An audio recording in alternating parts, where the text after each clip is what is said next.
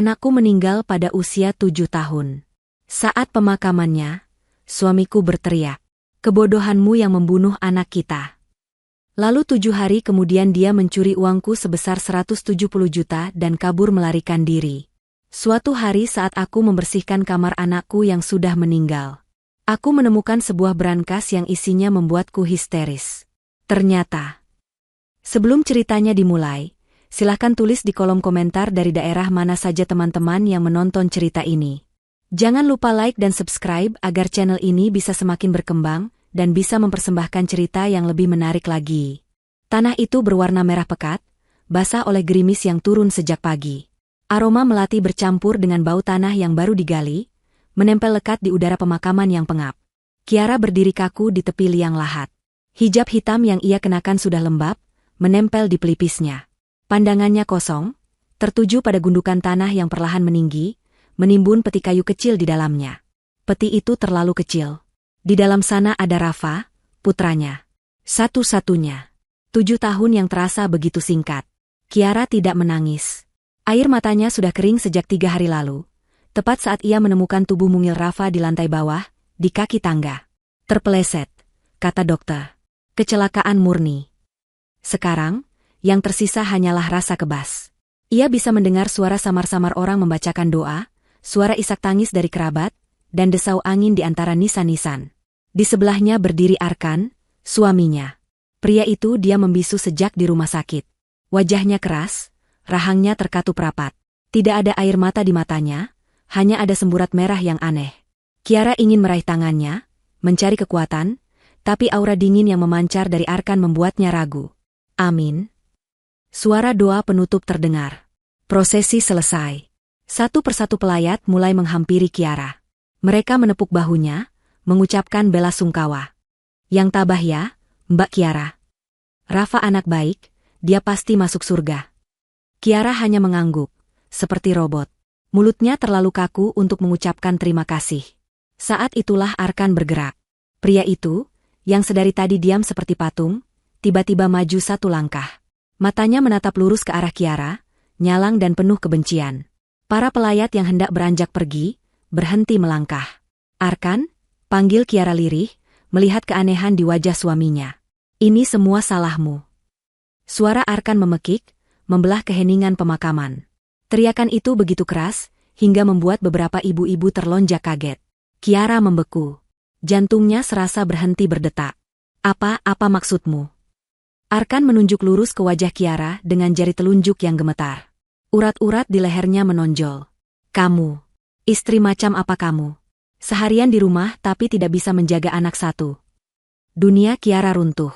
Lagi, kebodohanmu yang membunuh anak kita. Suara Arkan semakin tinggi. Kalau saja kamu becus jadi ibu, Rafa pasti masih hidup. Kamu pembunuh, Kiara. Kamu yang membunuh anakku. Hening. Total. Para pelayat terpaku. Tak seorang pun berani bergerak. Ini adalah aib yang dipertontonkan di depan umum. Kiara merasakan kakinya lemas. Tuduhan itu dilontarkan oleh suaminya sendiri, di atas pusara putra mereka yang masih basah. Rasanya lebih sakit daripada belati yang menancap di jantung. Ia ingin membela diri, ingin berteriak bahwa itu kecelakaan. Tapi suaranya hilang. Arkan, sudahlah, ini pemakaman. Seorang paman mencoba melerai. Tapi Arkan menepisnya.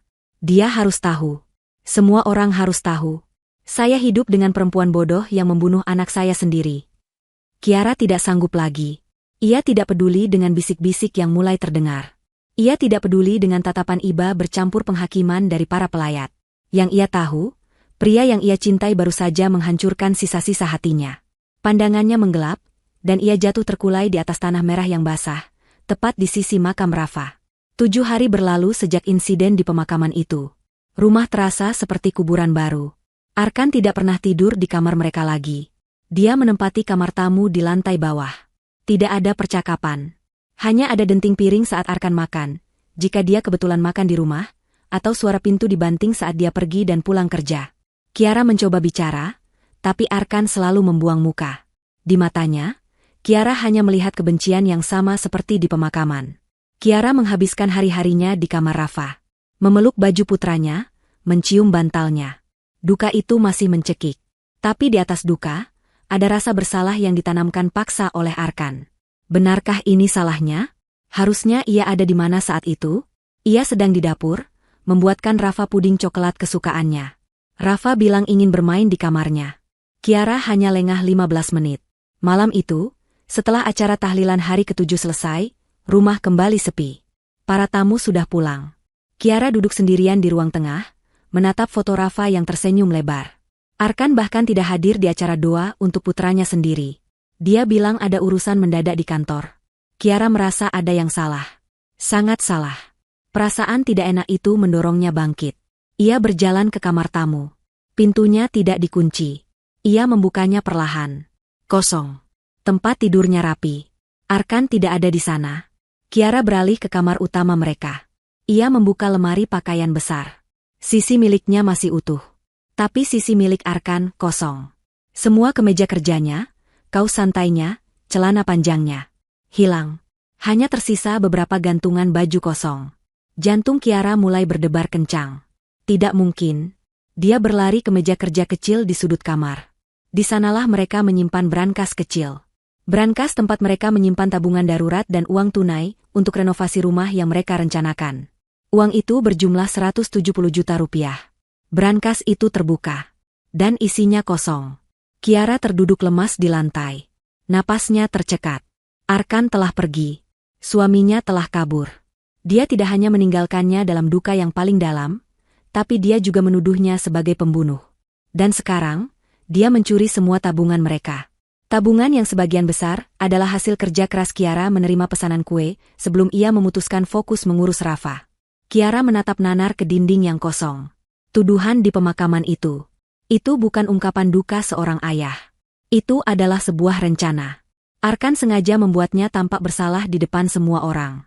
Supaya saat dia pergi, semua orang akan berpikir wajar jika Arkan meninggalkan istri yang telah membunuh anaknya. Kiara tidak menangis. Rasa kebas itu kembali, namun kali ini bercampur dengan amarah yang dingin. Dia ditinggalkan, difitnah, dan dirampok oleh suaminya sendiri. Sendirian. 3 minggu telah berlalu sejak Arkan melarikan diri. 3 minggu yang hampa. Polisi sudah dihubungi, tapi kasus ini berjalan lambat. Ini dianggap masalah rumah tangga. Seorang suami yang kabur membawa uang istri. Bukan prioritas. Kiara terpaksa mengurus semuanya sendirian. Duka atas kepergian Rafa masih menganga seperti luka terbuka. Namun, pengkhianatan Arkan memaksanya untuk tetap berdiri. Dia harus kuat, meski dia tidak tahu untuk apa. Rumah itu terasa terlalu besar dan sunyi. Kiara memutuskan, hari ini dia harus melakukannya. Dia harus membereskan kamar Rafa. Selama ini dia hanya masuk, menangis, lalu keluar. Tapi dia tidak bisa membiarkan kamar itu menjadi museum duka selamanya. Dia perlu bergerak maju, walau hanya selangkah. Dengan langkah berat, Kiara membuka pintu kamar bercat biru muda itu. Aroma Rafa masih samar-samar tercium di bantalnya. Mainan robot berserakan di karpet. Buku-buku cerita masih tersusun rapi di rak. Kiara menarik napas dalam. Hijab bergo yang ia pakai ia usap di sudut matanya yang mulai basah. Ibu kangen, Rafa, bisiknya pada udara yang kosong. Dia mulai dari lemari pakaian. Melipat baju-baju kecil itu satu persatu. Setiap lipatan adalah kenangan. Baju bola yang dipakai Rafa saat pertama kali mencetak gol. Koko putih yang dipakai saat Idul Fitri. Air mata Kiara kembali menetes, membasahi kain katun di tangannya. Dia harus berhenti sejenak, mengatur napasnya yang sesak. Setelah pakaian selesai dan dimasukkan ke dalam box, Kiara beralih ke area mainan. Di sudut kamar, ada sebuah kotak kayu besar berwarna coklat. Kotak itu bergambar peti harta karun bajak laut. Rafa sangat menyukainya. Disitulah Rafa menyimpan mainan-mainannya yang paling berharga. Kiara berjongkok, mencoba menggeser kotak berat itu ke tengah ruangan untuk disortir. Saat itulah ia melihatnya. Kotak itu digeser. Lantai kayu di bawahnya terlihat sedikit berbeda. Ada satu papan kayu parket yang warnanya sedikit lebih pudar dan potongannya tidak serapi yang lain. Kiara mengerutkan kening. Seingatnya, lantai ini mulus. Tangannya terulur, menyentuh papan kayu itu. Longgar. Dengan jantung yang mulai berdebar, Kiara menggunakan ujung jarinya untuk mencongkel papan kayu itu. Ternyata mudah. Papan itu terangkat, menampakkan sebuah rongga kecil di bawah lantai. Di dalam rongga itu, Tergeletak sebuah benda yang seharusnya tidak ada di sana. Sebuah brankas besi kecil. Ukurannya hanya sekitar 30 cm. Kiara tertegun. Brankas? Di kamar Rafa? Untuk apa? Dilihat dari ukurannya, ini bukan mainan. Ini brankas dokumen sungguhan, dengan kipat numerik kecil di bagian depannya. Sejak kapan benda ini ada di sini? Jelas Arkan tidak tahu, atau dia pasti sudah mengambilnya. Apakah Rafa menyembunyikannya?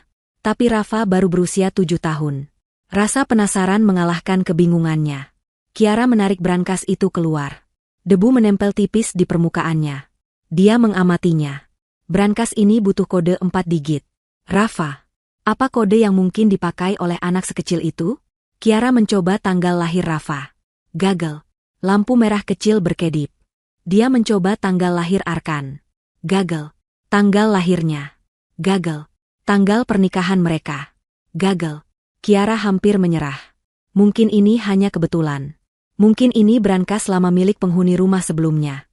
Tapi letaknya yang tersembunyi, di kamar Rafa. Lalu Kiara teringat sesuatu. Sebuah percakapan ringan beberapa minggu sebelum Rafa meninggal. Ibu, ulang tahun ibu tanggal berapa? Tanya Rafa tiba-tiba, sambil sibuk menggambar di tabletnya. Kan Rafa sudah tahu. Tanggal 25 bulan 10, jawab Kiara sambil tersenyum. Kenapa memang? 2510, gumam Rafa pelan sambil terus menatap tabletnya. Buat rahasia. Rahasia kita berdua. Kiara saat itu hanya tertawa, menganggapnya sebagai celoteh anak-anak. Tangannya gemetar. 2510. Dia menekan tombol di kipat brankas itu. 2510. Lampu hijau menyala. Terdengar bunyi, klik, pelan. Brankas itu terbuka. Napas Kiara tercekat di tenggorokan. Dia menatap isi brankas itu. Ini bukan mainan. Ini bukan rahasia anak-anak biasa. Di dalamnya ada 3 benda. Pertama, sebuah bilet giroban yang terlipat rapi. Kiara mengambilnya. Tangannya gemetar hebat saat membukanya. Matanya membelalak. Ini bukan cek biasa. Nilainya 2 miliar rupiah. Uang itu ditujukan untuk sebuah perusahaan yang namanya terasa asing, PT Mitra Jaya Logistik. Tapi tanda tangan di bagian bawah, Kiara mengenalnya. Itu tanda tangan fiktif yang sering dipakai Arkan untuk dokumen-dokumen internal yang tidak penting.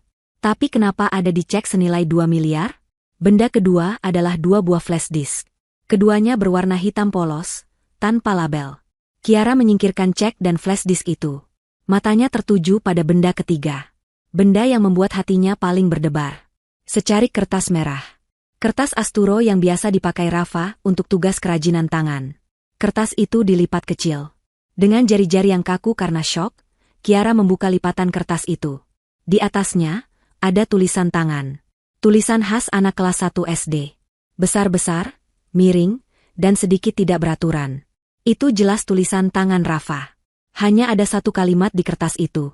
Kalimat yang mengubah duka Kiara menjadi sesuatu yang lain. Sesuatu yang dingin dan tajam. Ibu, temukan kebenaran tentang ayah. Kiara jatuh terduduk. Cek 2 miliar. Flash disk. Dan sebuah pesan dari putranya yang sudah tiada. Dia menatap kalimat itu lagi. Kebenaran tentang ayah. Tuduhan Arkan di pemakaman kembali terngiang. Kebodohanmu yang membunuh anak kita. Kiara syok. Lututnya gemetar. Ternyata, selama ini Arkan benar. Ada kebodohan yang terjadi.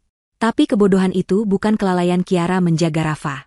Kebodohan itu adalah ketidaktahuannya. Ketidaktahuannya tentang apa yang sebenarnya disembunyikan oleh suaminya. Dan putranya yang baru berusia 7 tahun, entah bagaimana, mengetahuinya. Rafa tahu ayahnya jahat. Dan Rafa berusaha memberitahunya. Kiara terduduk kaku di lantai kamar Rafa. Udara di sekelilingnya terasa menipis, seolah ia tenggelam dalam air yang dingin. Di tangannya, 3 benda itu terasa lebih berat dari seluruh perabot di rumah ini. Cek 2 miliar. 2 flash disk. Dan catatan merah dari putranya. Ibu, temukan kebenaran tentang ayah. Kebenaran apa?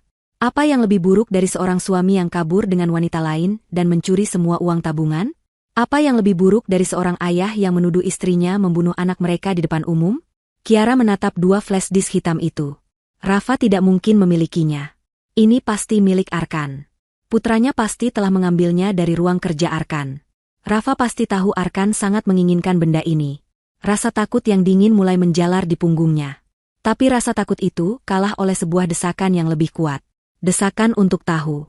Desakan untuk mengerti apa yang coba disampaikan putranya dari balik kubur. Kiara bangkit. Langkahnya goyah. Ia tidak bisa menggunakan komputer di ruang kerja Arkan. Ia tidak berani menyentuh barang-barang pria itu lagi. Ia teringat laptop tuanya, laptop yang ia gunakan untuk bisnis kuenya dulu. Laptop itu tersimpan di gudang kecil di bawah tangga. Dengan tergesa, ia mengambil laptop itu. Berdebu, tapi masih berfungsi. Ia kembali ke kamar Rafa, mengunci pintunya. Ia tidak tahu kenapa, ia hanya merasa lebih aman di kamar ini, seolah arwah Rafa menjaganya. Laptop itu menyala dengan lambat. Suara kipasnya terdengar berisik di ruangan yang senyap. Jantung Kiara berdemuh keras, seolah memukul-mukul tulang rusuknya. Ia mengambil salah satu flash disk secara acak, yang pertama teraih oleh tangannya yang gemetar. Ia mencolokkannya ke port USB. Sebuah folder muncul di layar. Hanya ada satu file di dalamnya. Sebuah file audio, format MP3. Judul filenya sederhana, rekaman _penting. Kiara menarik napas dalam. Dia memasang earphone, tidak ingin ada suara yang bocor keluar kamar. Ia menekan tombol, play. Terdengar suara kresek pelan, lalu hening sejenak. Lalu, suara itu terdengar. Suara yang ia kenal lebih baik dari suaranya sendiri. Suara Arkan. Tapi ini bukan Arkan yang ia kenal. Bukan Arkan yang lembut saat memanggilnya, bukan Arkan yang tertawa bersama Rafa. Ini adalah suara Arkan yang dingin, datar, dan penuh perhitungan. Sudah beres. Semua sudah aman, kata suara Arkan. Lalu terdengar suara wanita. Tertawa kecil, suara tawa yang manja dan melengking. Gimana, Mas? Aman? Yang 170 juta sudah di tangan. Jantung Kiara serasa diremas. 170 juta. Itu uang tabungan mereka. Suara Arkan tertawa. Tawa yang membuat Kiara mual. Itu baru uang jajan, sayang. Buat kamu beli tas yang kamu mau itu. Gampang. Yang kita incarkan yang 2 miliar. 2 miliar. Wanita itu mendesah. Pintar banget Mas Arkan. Aku makin cinta deh. Kapan kita cairkan? Aku udah gak sabar pengen pindah dari negara ini. Udah muak aku di sini. Sabar, kata Arkan. Cek sialan itu hilang dari ruang kerjaku. Aku yakin si bocah itu yang ambil. Dia beberapa hari ini aneh, suka menguping. Tapi tenang, aku akan urus. Begitu cek itu kembali, dan urusan di rumah beres, kita langsung berangkat. Masalahmu kan ada 2, Mas, kata wanita itu lagi, nadanya berubah jadi lebih serius. Istrimu yang bodoh itu, sama anakmu yang sok pintar itu. Kiara membekap mulutnya. Air mata panas mengalir tanpa bisa ia cegah. Istri bodoh. Anak sok pintar. Jadi ini yang Arkan maksud di pemakaman. Kebodohanmu yang membunuh anak kita. Arkan tidak sedang menuduhnya lalai. Arkan sedang mengejeknya. Mengejek Kiara yang terlalu bodoh untuk melihat kebusukan suaminya. Istrimu gampang, jawab Arkan di rekaman itu. Tinggal kita buat dia terlihat bersalah atas kecelakaan anak itu. Nanti juga dia depresi. Dia nggak akan curiga apa-apa. Yang penting sekarang cari dulu cek itu. Anak itu pasti sembunyikan di suatu tempat. Kecelakaan anak itu. Mereka sudah merencanakannya? Dia jadi sekretarismu aja udah bertahun-tahun dia nggak curiga. Mas, emang dasarnya bodoh. Kikik si wanita. Sekretaris. Dunia Kiara berhenti berputar. Suara itu. Suara manja yang dibuat-buat itu. Kiara mengenalnya. Dia pernah mendengar suara itu puluhan kali di telepon, di acara kantor, bahkan di rumah ini. Nindya, sekretaris Arkan. Gadis muda yang selalu tampil sopan, berpenampilan modis, dan selalu memanggilnya, Mbak Kiara, dengan senyum yang kelewat manis. Nindya, yang di pemakaman Rafa, memeluknya erat sambil menangis terseduh-seduh. Yang sabar ya, Mbak. Rafa pasti udah tenang di sana. Kiara merasakan amarah yang begitu pekat hingga ia kesulitan bernapas. Pengkhianatan ini berlapis-lapis. Ini bukan sekadar perselingkuhan. Ini adalah konspirasi jahat untuk merampoknya, menghancurkan mentalnya, dan apa? Apa yang mereka maksud dengan kecelakaan anak itu? Apakah mereka sudah merencanakan kematian Rafa? Sudahlah. Suara Arkan kembali terdengar, memutus lamunan ngeri Kiara. Fokus. 170 juta sudah cukup untuk kita kabur sementara. Sisanya kita urus dari jauh kalau C itu tidak ketemu juga. Yang penting, lusa, setelah acara 7 harian, rencana kita jalankan. Rekaman itu berhenti. Kiara mencabut earphone dari telinganya. Sunyi. Kamar Rafa terasa terlalu sunyi. Dia baru saja mendengar rencana keji suaminya. Direkam dan disimpan oleh putranya sendiri. Rafa, anaknya yang baru berusia 7 tahun. Anak yang mereka sebut, sok pintar, itu, ternyata jauh lebih pintar dari mereka. Rafa mendengar rencana mereka. Rafa tahu ayahnya dan Nindya adalah penjahat. Rafa merekamnya. Dan Rafa mengambil cek 2 miliar itu. Bukan untuk dirinya sendiri. Tapi untuk melindungi Kiara. Untuk menghentikan Arkan dan Nindya. Rafa, anaknya yang malang, mencoba berperang sendirian melawan 2 iblis itu. Kiara menatap flash disk kedua. Yang pertama berisi audio. Biasanya, yang kedua berisi sesuatu yang lebih penting. Sesuatu yang lebih jelas. Tangannya tidak lagi gemetar. Amarah telah membakar habis rasa takut dan sedihnya. Kini yang ada hanya satu keinginan. Keinginan untuk melihat kebenaran yang Rafa ingin tunjukkan. Seutuhnya. Tanpa sisa. Kiara tidak membuang waktu. Detik itu juga, dia mencabut flash disk pertama dan memasukkan yang kedua. Jantungnya berdebar, bukan lagi karena takut, tapi karena antisipasi yang menyakitkan. Dia tahu apapun yang akan dia lihat akan menghancurkannya. Tapi dia harus melihatnya. Dia berutang kebenaran ini pada Rafa. Layar laptop menampilkan isi flash disk kedua. Berbeda dari yang pertama, kali ini ada beberapa file video. 5 file. Nama filenya tidak beraturan. Video 01 MP4, video 02 MP4, video 03 MP4, video 04 MP4, dan satu file terakhir yang membuat napas Kiara tercekat, video _ terakhir MP4. Sepertinya Rafa hanya menekan tombol rekam di tabletnya kapanpun dia punya kesempatan. Kiara membuka file pertama. Tanggalnya tercatat, 3 bulan lalu. Video itu bergoyang. Sudut pandangnya rendah, seolah direkam dari balik sesuatu. Kiara mengenali tempat itu. Ruang kerja Arkan di rumah mereka.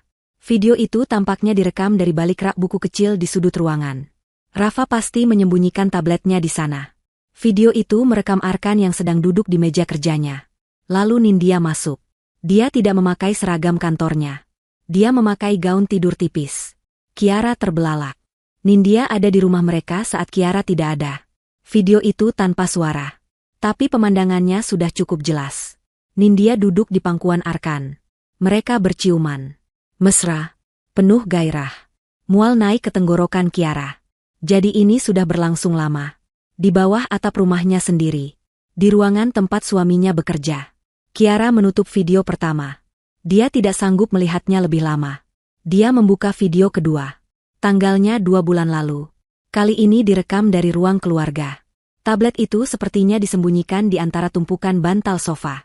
Arkan dan Nindya sedang duduk di sofa itu. Sofa tempat Kiara dan Rafa biasa menonton kartun. Kali ini ada suaranya. Mereka sedang tertawa, melihat layar laptop. Perusahaan bodoh, kata Arkan.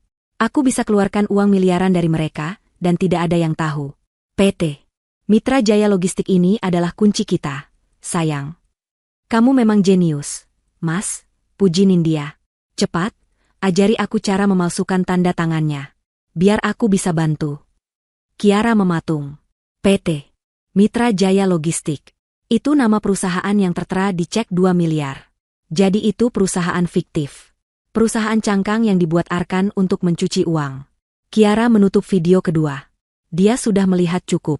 Perselingkuhan. Korupsi. Penggelapan uang. Dia melewati video ketiga dan keempat, yang isinya kurang lebih sama. Rekaman Arkan sedang menelepon dengan marah, mencari-cari dokumen. Rekaman Nindya yang menyelinap masuk rumah saat Kiara sedang pergi berbelanja. Lalu, jarinya berhenti di file terakhir. Video _ MP4. Tanggalnya. Hari itu.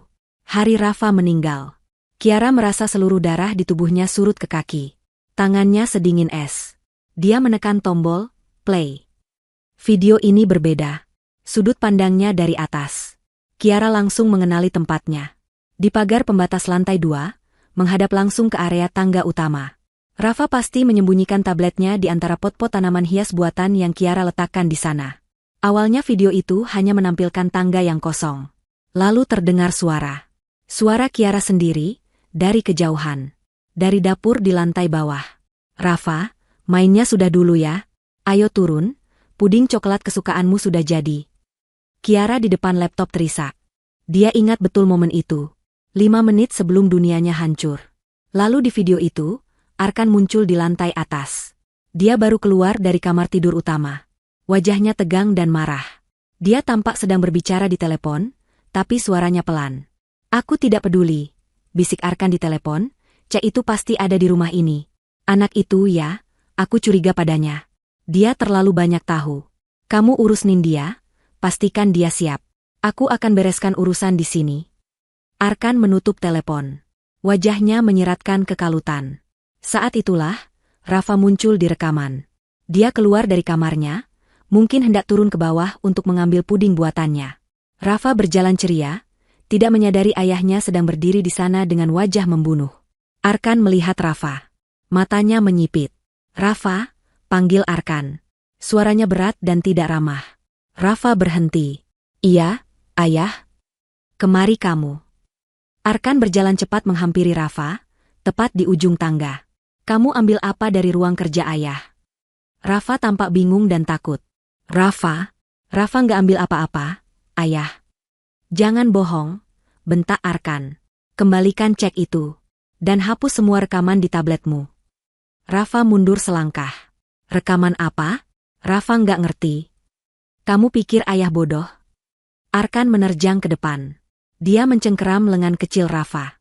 Kamu sudah berani ikut campur urusan ayah. Hah? Kamu sama saja seperti ibumu. Bodoh. Lepas, ayah. Sakit, jerit Rafa. Rafa mencoba melepaskan diri. Lalu itu terjadi. Begitu cepat, tapi terekam dengan jelas oleh kamera tablet. Arkan, dalam kemarahannya, mendorong Rafa. Bukan dorongan pelan. Dorongan keras di dada. Kiara melihat putranya sendiri kehilangan keseimbangan di tepi tangga. Mata Rafa terbelalak menatap ayahnya. Ada ekspresi kaget, takut, dan tidak percaya di wajah mungil itu. Lalu dia jatuh. Tubuh kecil itu terguling di udara, sebelum menghantam lantai keramik di bawah dengan suara, gedebuk, yang tumpul dan mengerikan. Lalu hening. Kiara di depan laptop menjerit. Jeritan tertahan yang merobek tenggorokannya. Dia membekap mulutnya sendiri, tapi air mata dan suara lolongan itu tidak bisa berhenti. Tapi bagian terburuknya belum selesai. Di video itu, Arkan tidak panik. Dia tidak berteriak. Dia tidak berlari ke bawah untuk menolong putranya. Arkan berdiri kaku di tepi tangga. Dia menjulurkan lehernya, menatap ke bawah. Menatap tubuh Rafa yang tergeletak diam dalam posisi yang tidak wajar. 1 detik, 2 detik, 3 detik. Wajah Arkan di rekaman itu, dingin. Dia tidak ngeri. Dia tidak sedih. Dia lega. Wajahnya seolah baru saja menyelesaikan sebuah pekerjaan yang sulit. Dia memastikan. Dia sedang memastikan anaknya benar-benar tidak bergerak. Setelah 5 detik yang terasa seperti keabadian, Arkan menarik napas panjang. Wajahnya tiba-tiba berubah. Ekspresi dingin itu hilang, digantikan oleh topeng panik dan ngeri yang dibuat-buat. Lalu dia berteriak. Kiara, tolong. Rafa jatuh dari tangga. Cepat. Video itu terus merekam. Merekam suara langkah kaki Kiara yang berlari dari dapur, lalu jeritan histeris Kiara saat melihat tubuh putranya. Kiara tidak sanggup lagi. Dia menekan tombol, stop. Dia ambruk di lantai kamar Rafa. Dia muntah. Isi perutnya keluar begitu saja. Tubuhnya gemetar hebat. Itu bukan kecelakaan. Itu bukan kelalaian. Itu pembunuhan. Suaminya, ayah dari anaknya, telah membunuh putra mereka sendiri dengan darah dingin. Mendorongnya dari tangga, lalu membiarkannya mati selama 5 detik, sebelum akhirnya memulai sandiwara. Kebodohanmu yang membunuh anak kita. Tuduhan Arkan di pemakaman itu kembali terngiang. Kalimat itu adalah sebuah ejekan. Sebuah pernyataan kemenangan. Arkan sedang berkata, kamu bodoh, Kiara. Aku membunuh anak kita di depan hidungmu, dan kamu tidak tahu apa-apa. Duka Kiara atas kematian Rafa kini bercampur dengan rasa ngeri yang tak terperikan. Tapi di bawah semua itu, sesuatu yang baru lahir. Sesuatu yang gelap, dingin, dan sangat kuat. Duka dan air matanya mengering. Yang tersisa hanyalah bara api. Arkan telah mengambil putranya. Arkan telah mengambil martabatnya. Arkan telah mengambil uangnya. Arkan tidak akan mengambil keadilan untuk Rafa. Kiara mengusap air matanya dengan kasar. Dia menatap layar laptop. Dia menyimpan rekaman itu. Dia berjanji pada arwah putranya. Ayahmu akan membayarnya, nak. Ibu janji. Kiara tidak tahu berapa lama ia tergeletak di lantai kamar Rafa. Sejam. 2 jam. Mungkin semalaman. Tubuhnya menolak untuk bergerak. Setiap sendinya terasa seperti dicabuti paksa. Perutnya kosong, tenggorokannya perih, dan kepalanya berdenyut hebat. Jeritan Rafa, suara tumpul tubuhnya menghantam lantai, dan keheningan 5 detik yang mengerikan itu, semua terputar berulang-ulang di benaknya seperti kaset rusak. Dunianya tidak lagi abu-abu karena duka. Dunianya kini hitam pekat oleh kebencian. Arkan, suaminya. Pria yang dulu ia cintai. Pria yang ia kira adalah ayah yang baik. Pria itu telah merencanakan semuanya. Perselingkuhan menjijikan dengan Nindya di rumah mereka sendiri. Rencana mencuri uang perusahaan senilai 2 miliar. Dan puncaknya, pembunuhan berdarah dingin terhadap putra mereka sendiri. Rafa, anaknya, mati bukan karena kecelakaan. Dia mati karena dia anak yang terlalu pintar. Dia mati karena dia tahu kebusukan ayahnya. Kiara memejamkan mata. Air mata yang keluar kali ini bukan air mata kesedihan. Ini adalah air mata amarah. Amarah seorang ibu yang anaknya direnggut dengan cara paling keji. Istri bodoh. Ejekan Nindya dan Arkan di rekaman itu kembali terngiang. Bertahun-tahun Kiara menjadi istri yang patuh. Istri yang mengurus rumah tangga dengan sempurna agar suaminya bisa fokus bekerja. Istri yang percaya penuh. Istri yang, ya, bodoh. Cukup bodoh untuk tidak melihat iblis yang tidur seranjang dengannya setiap malam. Cukup. Kiara merasakan sesuatu bergeser di dalam dirinya. Retakan yang disebabkan oleh duka kini terisi oleh baja yang dingin. Dia bangkit perlahan. Tubuhnya masih gemetar, tapi tatapan matanya sudah berbeda. Dia berjalan ke kamar mandi, membasuh wajahnya, membersihkan sisa muntahan di bajunya. Dia menatap cermin. Wajah di pantulan itu pucat. Matanya bengkak. Tapi di dalam bola mata itu, ada api. Rafa, bisiknya pada pantulan cermin. Putra ibu yang pemberani.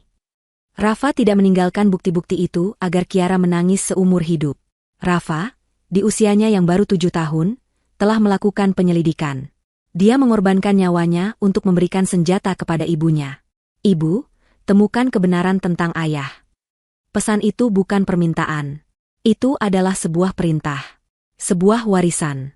Kiara kembali ke kamar Rafa. Hatinya tidak lagi hancur saat melihat mainan putranya. Dia kini melihatnya sebagai medan perang yang ditinggalkan oleh seorang pahlawan kecil. Dia mengambil laptopnya. Dengan tangan yang kini mantap, dia menyalin semua isi dari kedua flash disk itu ke dalam laptopnya. Lalu, dia menyalinnya lagi ke layanan penyimpanan awan, cloud, yang ia miliki, menggunakan akun email rahasia yang ia buat untuk berjaga-jaga. Setelah itu, dia mengamankan kedua flash disk asli, cek 2 miliar, dan catatan merah Rafa. Dia membungkusnya rapat-rapat dalam kantong plastik kedap udara. Dia tidak akan menyimpannya di rumah ini. Dia tahu apa yang harus dia lakukan. Rumah ini sudah tidak aman. Arkan mungkin saja kembali. Bukan untuknya, tapi untuk cek 2 miliar itu. Arkan dan Nindya pasti sekarang panik. Mereka kabur dengan 170 juta, tapi itu hanya uang kecil. Hadiah utama mereka, cek 2 miliar itu, masih ada di tangan Kiara. Mereka pasti mengira cek itu hilang. Mereka tidak tahu Kiara yang memegangnya. Kiara memakai hijabnya. Bukan hijab hitam tanda berkabung. Dia memilih hijab berwarna biru tua. Warna yang tegas. Dia merapikan pakaiannya. Dia harus keluar dari rumah ini. Dia pergi ke bank. Dia menyewa sebuah brankas penyimpanan, safe deposit box, atas namanya sendiri. Di ruangan besi yang dingin dan senyap itu, dia memasukkan barang-barangnya. Cek 2 miliar. 2 flash disk asli. Dan catatan merah Rafa. Hanya dia yang bisa membukanya. Saat dia melangkah keluar dari bank, matahari terasa menyengat. Tapi Kiara merasa dingin. Dia teringat Nindya. Wajahnya yang cantik tapi palsu. Tangisnya yang dibuat-buat di pemakaman. Ejekannya di rekaman audio. Harusnya kamu mati bersamanya, teriak Arkan di ruang sidang dalam bayangan Kiara. Tidak. Yang akan hancur adalah mereka. Kiara tidak akan menggunakan uang haram 2 miliar itu untuk dirinya sendiri. Dia tidak sudi. Tapi dia akan menggunakannya sebagai umpan. Umpan untuk menjerat tikus-tikus kotor itu. Arkan dan Nindya menyebutnya bodoh. Mereka akan segera tahu, tidak ada yang lebih berbahaya daripada seorang ibu, bodoh, yang telah kehilangan segalanya. Kiara mengeluarkan ponselnya. Dia tidak akan menelepon polisi. Belum. Kasus ini terlalu rumit. Polisi mungkin akan menganggap ini hanya pertengkaran rumah tangga yang berakhir tragis. Video itu mungkin akan diperdebatkan. Arkan bisa saja berkilah itu kecelakaan, bahwa dia hanya refleks mendorong saat berebut tablet. Tidak. Dia butuh lebih dari sekadar polisi. Dia butuh seseorang yang bisa merangkai semua ini menjadi jerat yang tidak bisa ditembus. Dia butuh seseorang yang bisa memastikan Arkan dan Nindya tidak akan pernah melihat matahari lagi sebagai orang bebas. Dia membuka mesin pencari di ponselnya. Dia mengetik, pengacara kriminal dan korporat terbaik di kota ini. Duka Kiara telah selesai. Misinya baru saja dimulai. Kantor hukum itu terletak di lantai paling atas sebuah gedung pencakar langit yang berkilau di pusat kota. Semuanya terbuat dari kaca, baja, dan marmer yang dipoles mengkilap. Saat Kiara melangkah keluar dari lift, dia merasa seperti ikan kecil yang salah masuk ke akuarium hiu. Dia, dengan gamis sederhana dan hijab biru tuanya, tampak sangat kontras dengan para eksekutif yang lalu lalang dalam setelan mahal. Dia ada di sana untuk bertemu Fajar Nugroho, nama yang muncul di urutan teratas dalam pencariannya. Spesialis kasus penipuan korporat, pencucian uang, dan pembunuhan.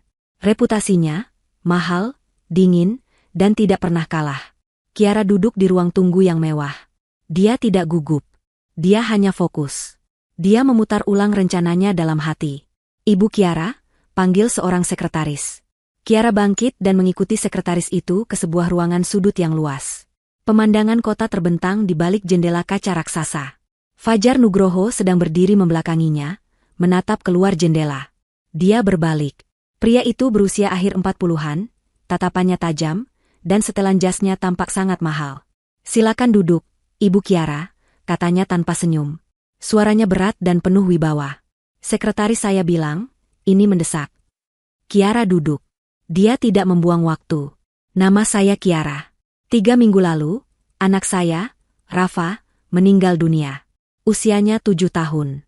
Suami saya, Arkan, menuduh saya di pemakaman sebagai penyebab kematian anak saya. Fajar mendengarkan, ekspresinya tidak berubah. Dia mungkin mengira ini hanya kasus perceraian biasa yang penuh drama. 7 hari setelah pemakaman, suami saya kabur. Dia membawa semua uang tabungan kami, 170 juta rupiah, lanjut Kiara. Fajar sedikit mengangkat alisnya. Ini kasus pencurian dalam rumah tangga. Anda seharusnya ke polisi, Ibu. Saya sudah, jawab Kiara tenang, tapi mereka lambat. Dan itu bukan inti masalahnya. Suami saya kabur dengan sekretarisnya, Nindya. Kiara membuka tasnya. Dia tidak membawa barang bukti asli. Dia cukup pintar untuk itu. Dia mengeluarkan sebuah laptop tua dan sebuah amplop coklat. Suami saya, Arkan, adalah direktur keuangan di perusahaannya. Dia berencana mencuri lebih banyak uang. Ini, Kiara meletakkan selembar salinan berwarna di atas meja Fajar. Salinan bilet giro senilai 2 miliar rupiah. Diterbitkan untuk perusahaan fiktif bernama PT Mitra Jaya Logistik. Mata Fajar yang tadinya santai, kini menajam. Dia mengambil salinan itu, mempelajarinya dengan saksama. Ini bukan lagi drama rumah tangga. Uang ini yang mereka incar, kata Kiara. Tapi mereka tidak bisa mencairkannya. Karena cek aslinya ada pada saya. Anak saya yang mengambilnya dari ruang kerja ayahnya. Fajar bersandar di kursinya. Menarik. Jadi ini kasus penggelapan dana. Dan Anda memiliki alat tawar? Saya punya lebih dari itu. Kiara menyalakan laptopnya. Anak saya tahu ayahnya jahat. Dia merekam mereka. Kiara memutar file audio pertama. Rekaman Arkan dan Nindya. Fajar mendengarkan dengan saksama. Ruangan itu sunyi, hanya terisi oleh suara tawa manja Nindya dan suara dingin Arkan yang merencanakan pelarian mereka. Saat bagian, istri bodoh, dan anak sok pintar, terputar, Fajar melihat ke arah Kiara. Wajah wanita itu tetap tenang, seperti baja. Mereka merencanakan ini, kata Fajar, lebih pada dirinya sendiri. Ini konspirasi. Bukti audio ini kuat untuk menjerat Nindya sebagai kaki tangan. Masih ada lagi, kata Kiara. Jantungnya mulai berdebar, tapi dia menahannya. Mereka bilang, mereka akan membuat saya terlihat bersalah atas kecelakaan anak saya. Fajar mengerutkan kening. Apa maksud Anda? Kiara menatap lurus ke mata pengacara itu. Kematian Rafa bukan kecelakaan. Dia membuka file video terakhir. Video underscore MP. Dia memutar video itu. Fajar melihatnya dengan konsentrasi penuh. Dia melihat Arkan yang marah. Perdebatan kecil. Lalu dorongan itu. Dia melihat Rafa jatuh. Dan yang terpenting, dia melihat 5 detik keheningan itu.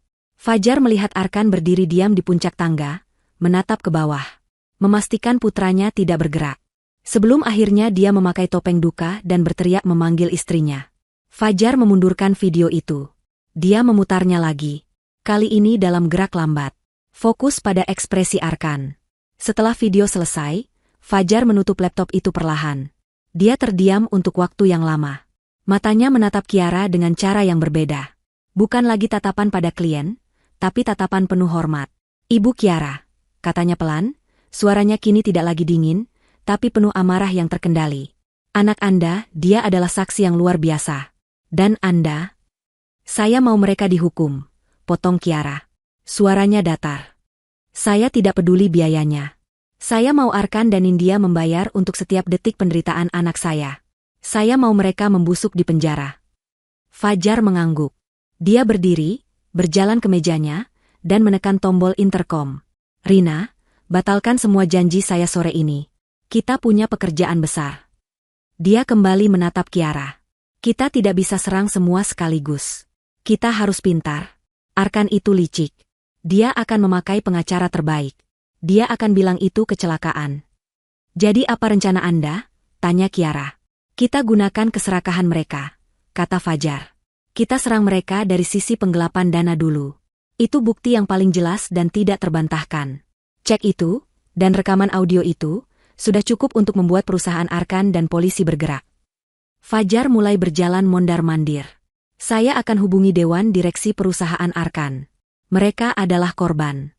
Biarkan mereka yang membuat laporan polisi resmi atas penggelapan dana 2 miliar.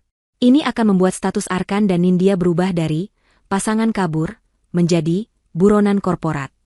"Lalu video pembunuhan itu?" tanya Kiara. "Kita simpan," kata Fajar. "Itu adalah kartu as kita. Kita akan gunakan itu di pengadilan, di saat mereka paling tidak menduganya. Di saat Arkan mencoba berakting sebagai ayah yang berduka di depan hakim. Saat itulah kita hancurkan dia." Kiara mengangguk. Dia mengerti. Ini adalah perang, dan dia baru saja merekrut jenderalnya. Fajar mengambil teleponnya. "Saya akan mulai bekerja. Saya akan hubungi kolega saya di kepolisian bagian kejahatan kerah putih. Kita harus tahu di mana mereka sekarang." Saat Kiara berjalan keluar dari kantor Fajar, hari sudah sore. Dia merasa lelah, tapi untuk pertama kalinya setelah berminggu-minggu, dia tidak merasa hampa. Dia merasa punya tujuan. Malam itu, saat Kiara sedang mencoba memakan sepotong roti, ponselnya berdering. Nomor tidak dikenal. "Ibu Kiara? Ini saya, Fajar. Ada kabar cepat." Jantung Kiara berhenti. "Ya, Pak." "Sesuai dugaan kita," kata Fajar. "Keserakahan mereka adalah kejatuhan mereka. Arkan dan Nindya baru saja ditahan. Mereka tertahan di bandara saat mencoba kabur ke luar negeri. Kartu kredit perusahaan yang dipakai Nindya untuk membeli tiket kelas 1 menyalakan alarm di sistem bank." Kiara memejamkan mata. "Tertangkap. Uang 170 juta mereka pasti sudah menipis," lanjut Fajar. "Mereka panik karena tidak bisa mencairkan yang 2 miliar. Mereka mencoba kabur. Dan sekarang, mereka ada di tangan kita." Kiara meremas roti di tangannya. Ini baru permulaan. Perang baru saja dimulai. Malam itu, Kiara baru saja selesai memaksakan diri memakan 3 suap nasi. Itu adalah makanan pertamanya dalam 24 jam. Ponselnya, yang selalu ia letakkan di sisinya, bergetar. Nama Fajar Nugroho muncul di layar. Jantungnya berdetak 1 kali, keras. Ia segera mengangkatnya. "Ibu Kiara," sapa suara berat Fajar di seberang. Tidak ada basa-basi. "Iya, Pak Fajar. Ada apa?" Suara Kiara sendiri terdengar serak, tapi mantap. "Mereka tertangkap." Kiara memejamkan mata. Napas yang tidak ia sadari ia tahan, akhirnya terembus perlahan. "Di mana?" "Bandara Soekarno-Hatta. Sore tadi, mereka mencoba kabur ke Singapura dengan penerbangan kelas 1. Suara Fajar terdengar datar, profesional, namun ada nada kepuasan yang tipis. Sesuai dugaan kita. Keserakahan mereka adalah kelemahan terbesar mereka. Nindya menggunakan kartu kredit korporat yang terhubung dengan perusahaan Arkan untuk membeli tiket. Bodoh sekali. Alarm di bank langsung berbunyi dan terhubung dengan laporan yang baru saja dibuat oleh Dewan Direksi perusahaan Arkan pagi tadi. Laporan yang didasari oleh salinan cek 2 miliar dan rekaman audio yang diserahkan Kiara. Lalu sekarang mereka di mana? Tanya Kiara. Tim dari Bareskrim Mabes Polri, Unit Kejahatan Kerah Putih, sudah menjemput mereka. Ini bukan lagi urusan polsek setempat, Ibu. Ini penipuan korporat skala besar. Mereka sedang dalam perjalanan ke markas besar untuk diinterogasi. Mereka tidak akan bisa pulang malam ini. Atau malam-malam berikutnya, jelas Fajar. Kiara tidak merasakan kebahagiaan. Dia tidak merasakan kelegaan. Yang ia rasakan hanyalah satu hal, ini baru langkah pertama. Papan catur baru saja diatur. Pion-pion musuh baru saja tertangkap. Raja dan ratu mereka masih merasa angkuh. Apa yang harus saya lakukan? Tanya Kiara. Tidak ada, jawab Fajar tegas. Anda tetap di rumah. Kunci pintu. Jangan bicara pada siapapun. Biarkan saya dan tim saya yang bekerja. Polisi akan fokus pada kasus penggelapan dana dan pencucian uang terlebih dahulu. Biarkan mereka menguliti Arkan dan Nindya soal uang. Semakin mereka terpojok karena kasus uang, semakin mudah kita menjerat mereka nanti dengan kasus yang lebih berat. Kasus pembunuhan Rafa. Kiara mengerti. Baik, Pak. Saya percaya pada Anda. Kiara menutup telepon. Dia tidak kembali ke makanannya. Dia berjalan ke kamar Rafa. Dia duduk di tepi ranjang kecil putranya. Dia tidak menangis. Dia hanya duduk diam dalam kegelapan, memegang sebuah mobil mainan kecil yang tergeletak di lantai. Perang telah dimulai. Dan dia akan menunggunya sampai selesai. Di tempat lain, di ruangan yang dingin dan ber-AC di markas besar kepolisian, suasananya jauh dari kata tenang. Arkan dan Nindya ditempatkan di dua ruang interogasi terpisah. Di ruang A, Arkan duduk bersandar di kursi besi. Wajahnya masih berusaha menampilkan ketenangan. Dia sudah menghubungi pengacara termahal yang bisa ia ingat namanya. Dia yakin ini hanya kesalahpahaman besar. Saya tidak mengerti, katanya pada dua orang penyidik yang duduk di depannya. Saya ini sedang berduka. Anak saya baru saja meninggal. Saya berniat membawa sekretaris saya ke Singapura untuk pertemuan darurat dengan investor, mewakili saya. Saya terlalu berduka untuk pergi. Penyidik yang lebih tua, seorang pria berkumis tebal bernama Inspektur Rahmat, hanya menatapnya tanpa ekspresi. Membawa sekretaris Anda dengan tiket kelas 1, menggunakan kartu kredit perusahaan yang sudah dibekukan, dan memesan tiket satu arah. Arkan terdiam sejenak. Itu pasti kesalahan administrasi. Nindya yang mengurusnya. Saya tidak tahu menahu. Inspektur Rahmat tersenyum tipis. Nindya? Jadi Anda mau menyalahkan sekretaris Anda? Arkan sadar dia salah bicara. Bukan begitu. Maksud saya. Pintu terbuka. Pengacara Arkan, seorang pria perlente dengan jam tangan berkilau, masuk. Saya pengacara Arkan. Klien saya tidak akan bicara apa-apa lagi tanpa kehadiran saya. Inspektur Rahmat mengangguk. Silakan. Tapi surat penahanan sudah kami terbitkan. Atas laporan penggelapan dana dan pencucian uang dari perusahaan Anda sendiri. Senilai 2 miliar rupiah. Mata Arkan membelalak. 2 miliar? Lelucon apa ini? Itu proyek yang sedang berjalan. Proyek ke PT Mitra Jaya Logistik? Tanya Inspektur Rahmat. Perusahaan yang alamatnya kami cek ternyata adalah ruko kosong? Perusahaan yang baru didaftarkan 3 bulan lalu atas nama sepupu Anda? Arkan pucat. Pengacaranya menatapnya dengan tajam. Di ruang B, Nindya tidak setenang Arkan. Dia menangis. Maskaranya luntur.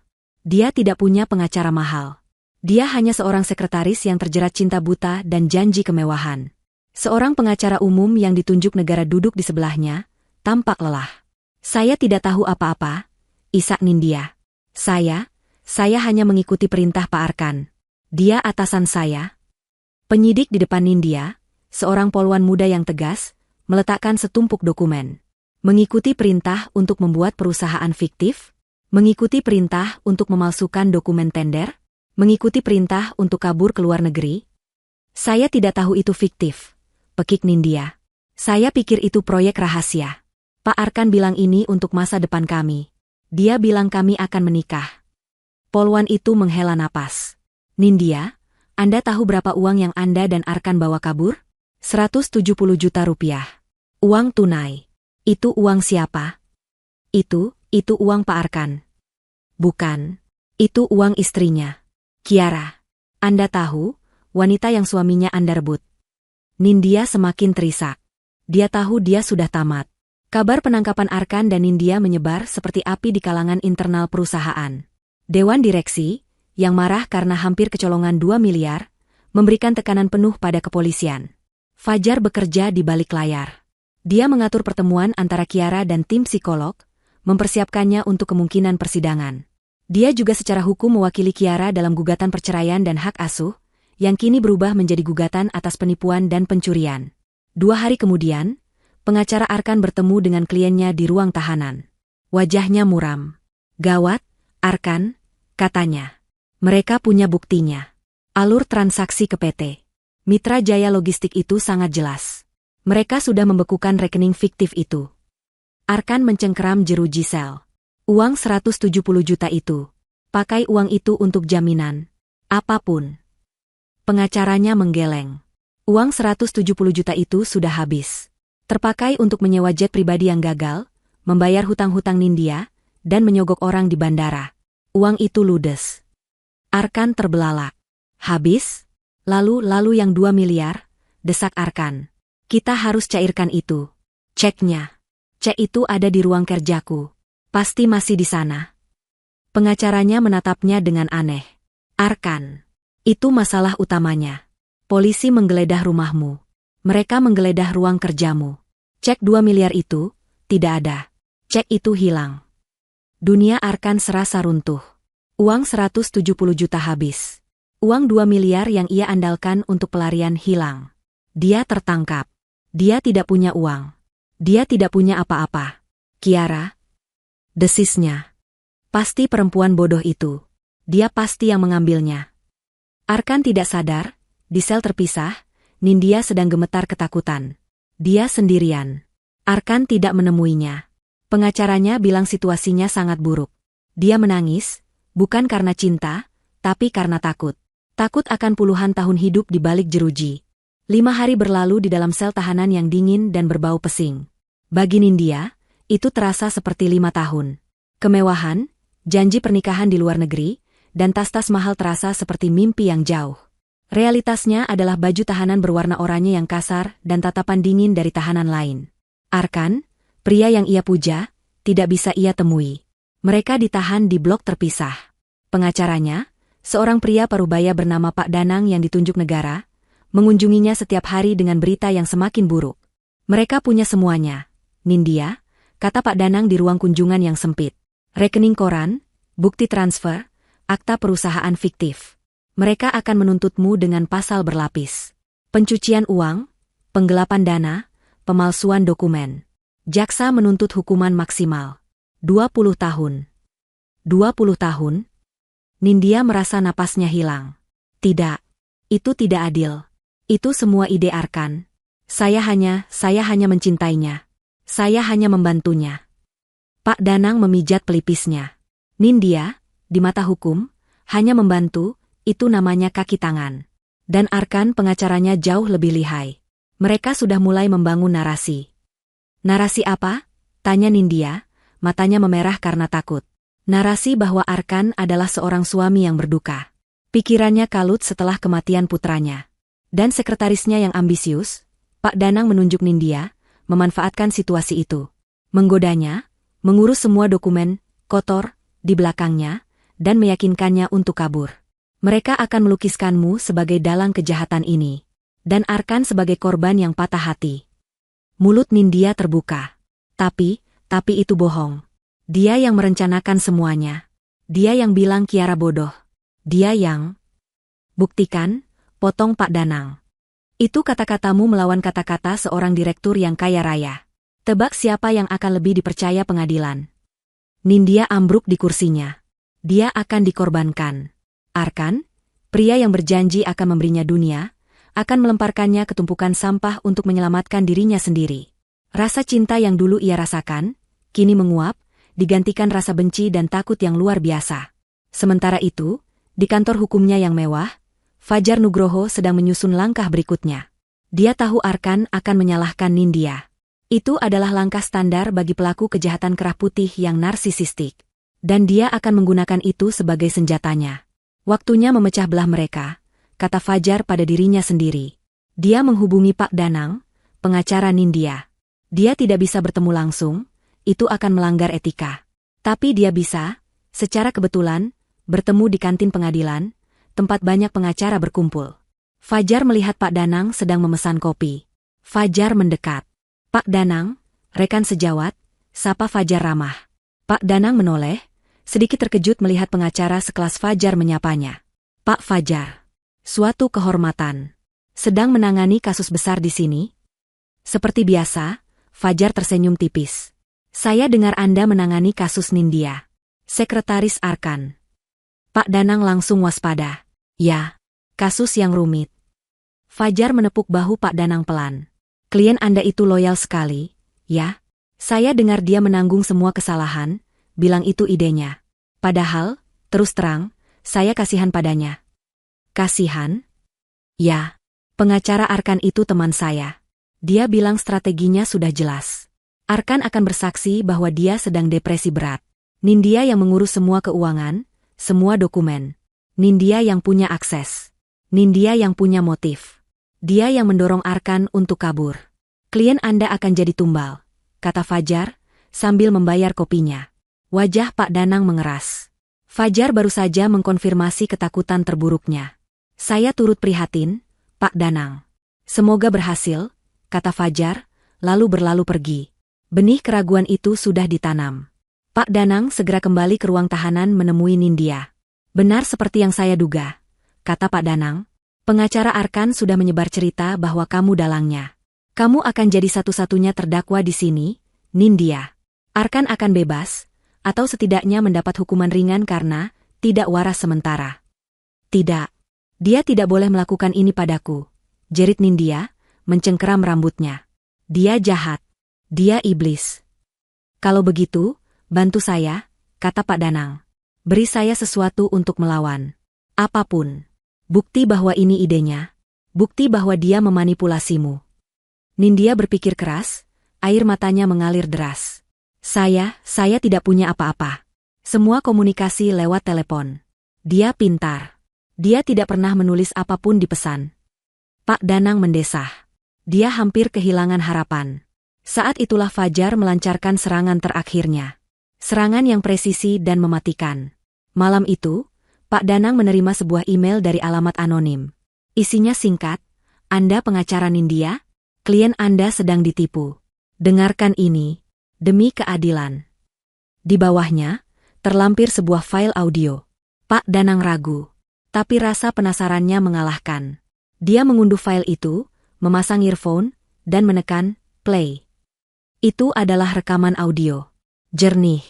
Suara Arkan dan suara Nindya. Hatinya mencelos saat mendengar kliennya tertawa manja. Kapan kita cairkan yang 2 miliar, Mas? Lalu dia mendengar jawaban Arkan. Jawaban yang membuat darah Pak Danang sebagai pengacara membeku. Sabar. Yang penting kita bereskan dulu masalah di rumah. Nindya itu cuma pion. Gampang diatur, kata suara Arkan, dingin dan penuh perhitungan. Dia kira aku serius mau nikahi dia? Dia kira kita akan selamanya? Dia salah besar. Setelah 2 miliar cair, dia kuberi sedikit uang tutup mulut. Setelah itu, dia kubereskan. Gampang. Pak Danang tertegun. Dia kubereskan. Itu adalah ancaman. Arkan tidak hanya berencana meninggalkan Nindya. Dia berencana menghilangkannya. Ini bukan lagi soal uang. Ini sudah menyangkut nyawa kliennya. Keesokan paginya, Pak Danang membawa laptopnya ke ruang interogasi. Wajahnya serius. Dia tidak mengatakan apa-apa. Dia hanya memasang earphone di telinga Nindya dan memutar rekaman itu. Nindya mendengarkan. Awalnya dia tersenyum tipis, mendengar suaranya sendiri bermesraan dengan Arkan. Lalu, kalimat Arkan terdengar. Nindya itu cuma pion. Senyum Nindya memudar. Dia kira aku serius mau nikahi dia? Dia salah besar. Wajah Nindya menjadi pucat pasi. Setelah itu, dia kubereskan. Gampang. Nindya merobek earphone dari telinganya. Dia menatap Pak Danang. Matanya liar. Napasnya terengah-engah. Dia tidak menangis. Dia gemetar karena amarah dan rasa ngeri yang luar biasa. Dia bilang apa? Bisiknya. Dia mau membereskan aku? Pria yang ia bela. Pria yang ia korbankan segalanya untuknya. Pria yang ia pikir mencintainya. Pria itu ternyata berencana membunuhnya setelah dia tidak lagi berguna. Semua cinta, semua pemujaan, semua kesetiaan, lenyap dalam sekejap. Terbakar habis oleh pengkhianatan yang paling puncak. Nindya menatap Pak Danang. Air matanya sudah kering. Yang tersisa adalah tatapan dingin yang mengerikan. Tatapan seorang wanita yang sudah tidak punya apa-apa lagi untuk kalah. Pak Danang, katanya, suaranya pelan dan serak. Apa yang harus saya lakukan, agar saya tidak membusuk di penjara sendirian? Pak Danang mengangguk. Dia tahu inilah saatnya. Bicara. Ceritakan semuanya. Menjadi saksi kunci. Berikan semua yang kamu tahu tentang Arkan. Setiap detail kecil. Setiap kejahatan. Nindya menarik napas panjang. Saya mau kesepakatan. Hukuman paling ringan. Perlindungan saksi. Saya akan usahakan. Nindya bersandar. Matanya menatap dinding abu-abu di depannya. Baik. Panggil penyidiknya. Saya akan bicara. Dia berhenti sejenak, lalu menatap pengacaranya lagi. Dan saya akan ceritakan semuanya. Termasuk apa yang sebenarnya terjadi pada hari kematian Rafa. Ruang sidang utama pengadilan negeri terasa dingin dan menyesakan. Udara tegang menggantung berat, seolah bisa diiris dengan pisau. Hari ini adalah puncak persidangan Arkan. Selama berminggu-minggu, jaksa telah membentangkan kasus penggelapan dana dan pencucian uang.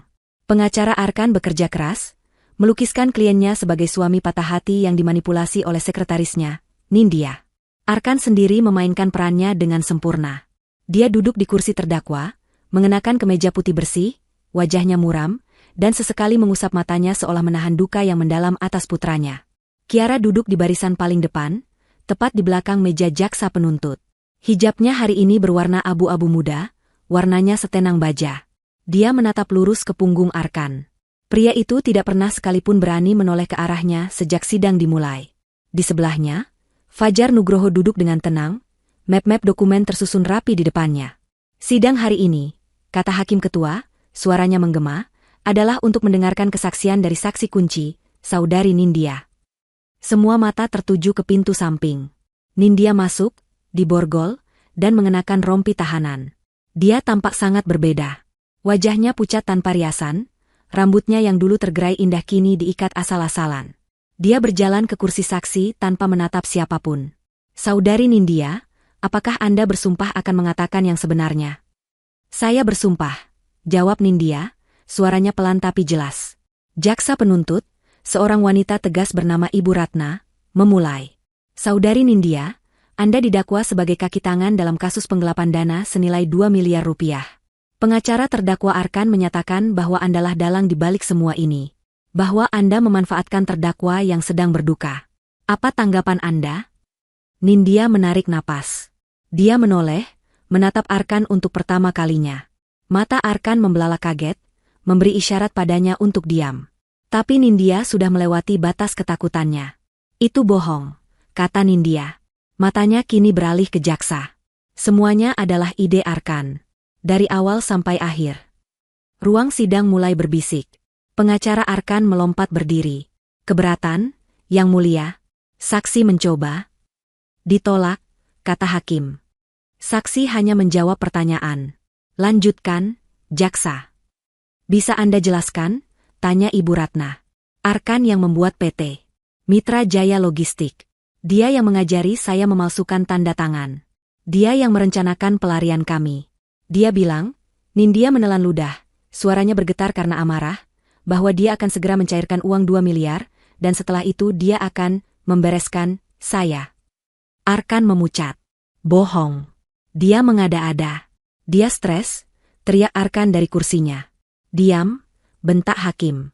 Terdakwa, satu kali lagi Anda bicara tanpa izin, saya akan usir Anda dari ruang sidang Anda sendiri. Nindya melanjutkan. Dia menceritakan semuanya. Tentang perselingkuhan mereka di rumah Kiara. Tentang bagaimana mereka tertawa saat menyebut Kiara, istri bodoh. Tentang bagaimana Arkan frustrasi saat cek 2 miliar itu hilang, dan bagaimana Arkan mulai mencurigai putranya sendiri, Rafa. Kiara memejamkan mata.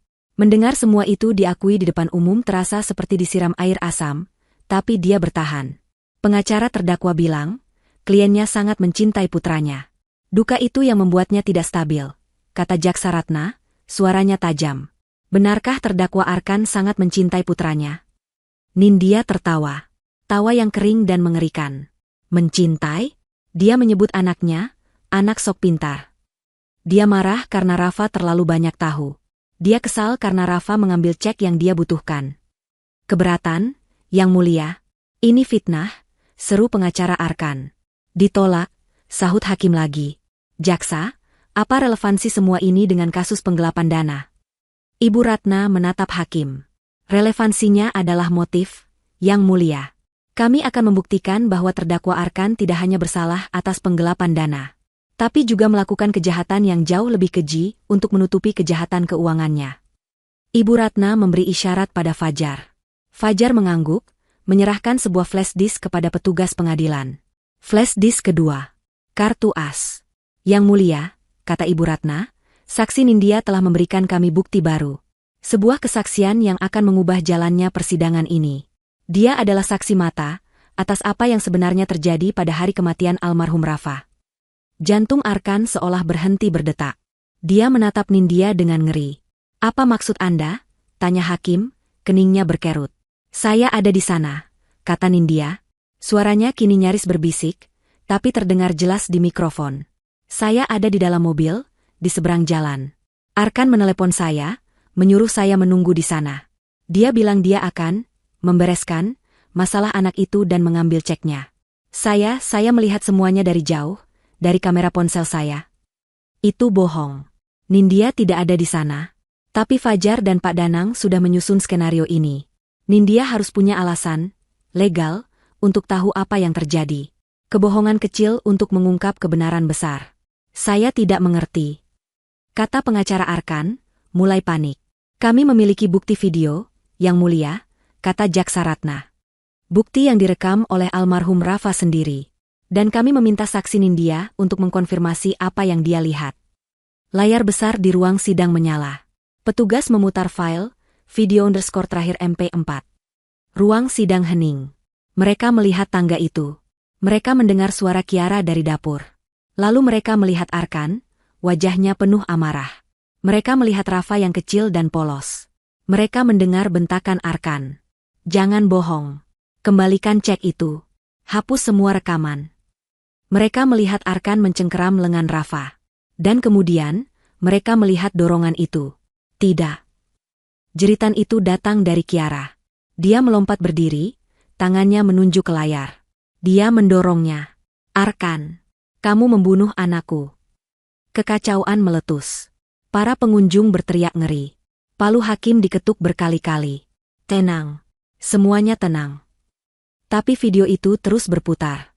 Bagian yang paling mematikan. Setelah Rafa jatuh, video itu menangkap Arkan yang berdiri diam di puncak tangga. 1 detik, 2 detik, 3 detik. Ekspresi lega yang dingin di wajahnya terlihat jelas di layar besar itu. 5 detik penuh dia menatap ke bawah, memastikan.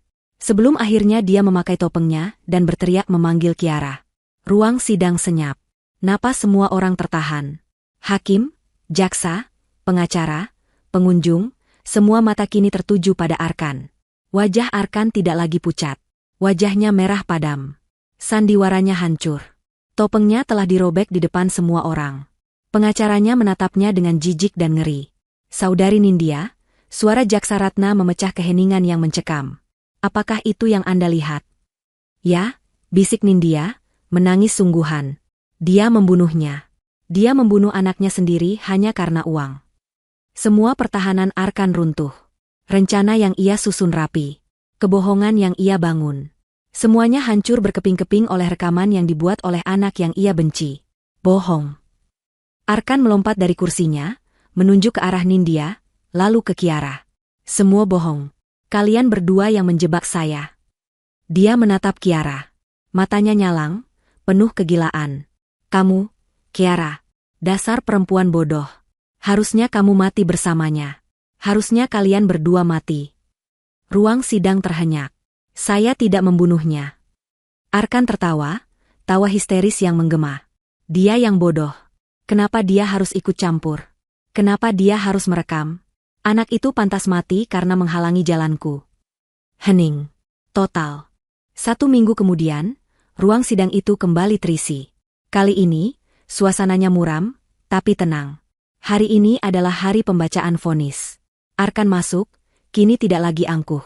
Bahunya terkulai, kakinya diseret. Dia tampak seperti cangkang kosong.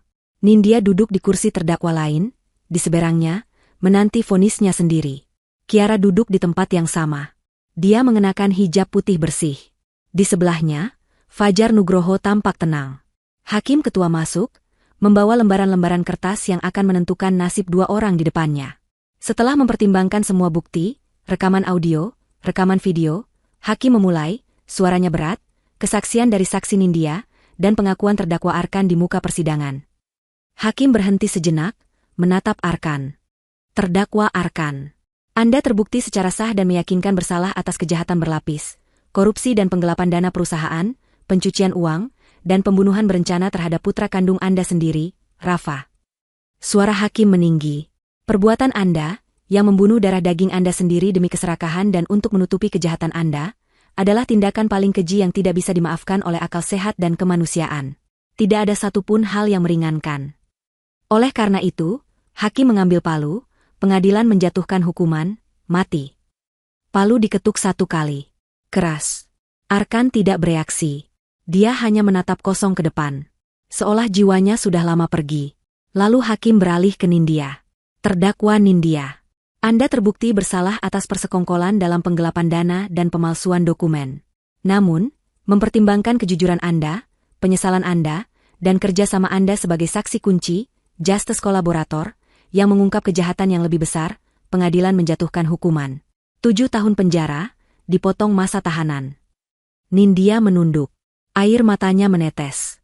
Dia tidak mendapatkan kebebasan, tapi dia terhindar dari puluhan tahun penjara. Dia melirik ke arah Kiara. Kiara tidak membalas tatapannya. Sidang selesai. Karma telah ditebus. Saat Kiara berjalan keluar dari ruang sidang, Fajar menahannya. Kiara, ada satu urusan lagi. Beberapa hari kemudian, Kiara bertemu dengan Fajar dan Dewan Direksi perusahaan tempat Arkan dulu bekerja. Mereka bertemu di kantor Fajar. Cek 2 miliar yang asli kini ada di atas meja. Ibu Kiara, kata pimpinan Dewan Direksi, seorang pria tua yang bijaksana. Atas nama perusahaan, kami tidak tahu harus berkata apa. Anda telah menyelamatkan perusahaan kami dari kerugian yang lebih besar dan mengungkap kebusukan yang tak ternilai harganya. Uang 2 miliar ini adalah uang perusahaan kami yang dicuri Arkan. Saya tahu, kata Kiara pelan. Saya tidak pernah berniat memilikinya. Ini bukan hak saya. Ini uang haram. Kiara mendorong cek itu kembali ke arah mereka. Pria tua itu tersenyum. Kami tahu. Integritas Anda luar biasa, sama seperti putra Anda. Dia kemudian mendorong sebuah amplop lain ke arah Kiara. Perusahaan kami memiliki kebijakan. Bagi siapapun yang berhasil mengungkap kasus korupsi internal besar, ada hadiahnya. Balas jasa yang sah dan legal. Jumlahnya memang tidak sebanding dengan nyawa putra Anda, tapi terimalah ini. Kiara membukanya. Sebuah cek baru. Atas nama Kiara. Jumlahnya tidak sebesar 2 miliar, tapi cukup besar untuk mengubah hidupnya. Gunakan ini dengan bijak, Ibu, kata pria itu tulus. Anggap ini sebagai warisan dari Rafa untuk Anda. Kiara menerima cek itu. Kali ini, air matanya menetes. Bukan air mata duka, tapi air mata kelegaan yang pahit. 6 bulan kemudian, sebuah bangunan kecil yang baru dicat berdiri di pinggiran kota. Warnanya cerah, dengan taman bermain kecil di halamannya. Di atas gerbangnya, ada sebuah papan nama dari kayu, Yayasan Cahaya Rafa. Kiara, dengan hijabnya yang kini berwarna-warni, sedang tersenyum, dikelilingi oleh anak-anak. Ini adalah rumah aman. Sebuah yayasan yang dia dirikan dengan uang hadiah itu. Sebuah tempat untuk anak-anak korban kekerasan dalam rumah tangga. Tempat di mana anak-anak bisa aman, didengarkan, dan dilindungi. Dia tidak lagi tinggal di rumah lama. Rumah itu sudah ia jual, menghapus semua jejak Arkan dan mimpi buruk di dalamnya. Dia memulai hidup baru di sebuah apartemen sederhana dekat yayasannya. Seorang anak perempuan kecil menarik-narik gamis Kiara. Ibu Kiara, lihat. Gambarku. Kiara berjongkok, mensejajarkan dirinya dengan anak itu. Wah, bagus sekali, sayang. Gambar apa ini? Ini gambar aku, katanya. Dan ini ibu peri yang melindungiku. Anak itu menunjuk sesosok wanita berhijab di gambarnya. Kiara tersenyum, memeluk anak itu erat. Ibu bukan peri, nak. Ibu di sini hanya temanmu. Saat dia memeluk anak itu, dia menatap ke langit biru cerah di atas taman bermain. Dia tidak lagi merasa sendirian. Duka atas Rafa tidak akan pernah hilang. Luka itu akan selalu ada. Tapi dia telah mengubah racun pengkhianatan Arkan menjadi obat bagi orang lain. Dia tidak mendapatkan putranya kembali. Tapi dia telah memastikan bahwa kebenaran yang diperjuangkan Rafa dengan nyawanya tidak sia-sia. Ibu di sini, nak, bisik Kiara pada angin. Rafa tidak sendirian. Ibu menemukan kebenaranmu. Di Yayasan Cahaya Rafa, di antara tawa anak-anak yang terlindungi, Kiara akhirnya menemukan kedamaiannya. Dia telah kalah dalam pertempuran sebagai seorang istri, tapi dia telah menang telak dalam perang sebagai seorang ibu.